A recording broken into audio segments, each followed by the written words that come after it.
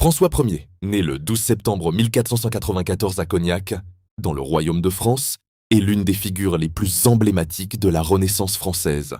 Un roi dont le règne, de 1515 à 1547, a profondément marqué l'histoire politique, culturelle et artistique du pays. Fils de Charles, comte d'Angoulême, et de Louise de Savoie, François monte sur le trône à l'âge de 20 ans, après la mort de Louis XII, son cousin.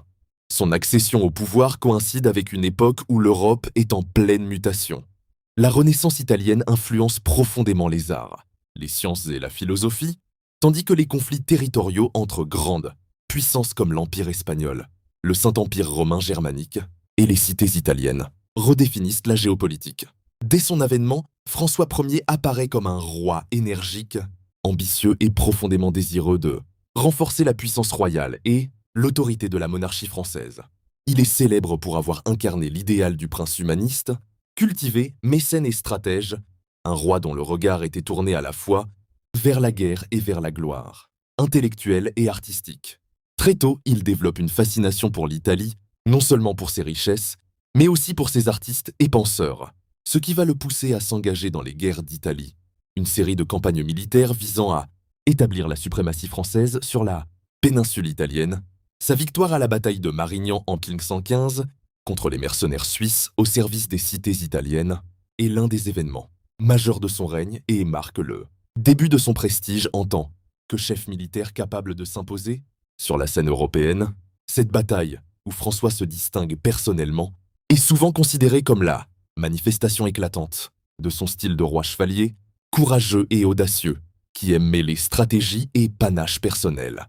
Mais François Ier n'est pas seulement un roi guerrier. Il est avant tout un grand mécène de la Renaissance, désireux de faire de la France un foyer culturel et artistique. Il invite à sa cour des artistes italiens de renom, dont le plus célèbre est sans doute Léonard de Vinci, qui passe ses dernières années en France et y meurt en 1519. François acquiert pour la France des chefs d'œuvre, œuvres comme la Joconde, qui devient l'emblème de la richesse culturelle du royaume, et il initie la construction de nombreux châteaux et palais, notamment le château de Chambord, qui reste un symbole de la grandeur architecturale de son règne.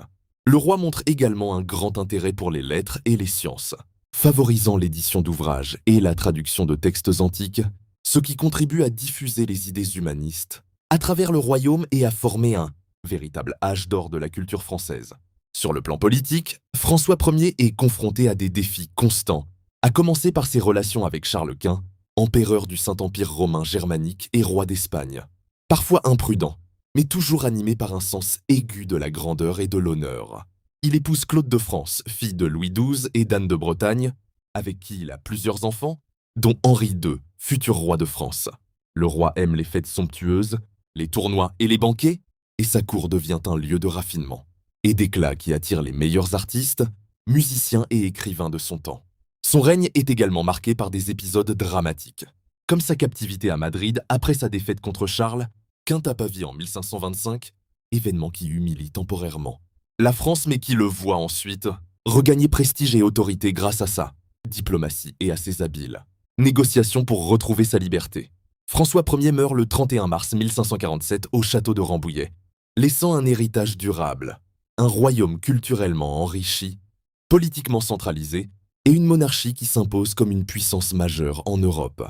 Il est souvent considéré comme le roi de la Renaissance française, par excellence, un souverain dont la vision et les ambitions ont façonné non seulement l'histoire de la France, mais aussi son rayonnement culturel et artistique, et dont l'influence se ressent encore aujourd'hui dans l'art, l'architecture et l'image du roi humaniste à travers le monde. Sa vie et son règne illustrent parfaitement la complexité d'un souverain, à la fois guerrier, diplomate, mécène et homme de cour, dont la passion pour le pouvoir, la beauté et le savoir a profondément marqué l'époque et qui demeure une figure incontournable de l'histoire française.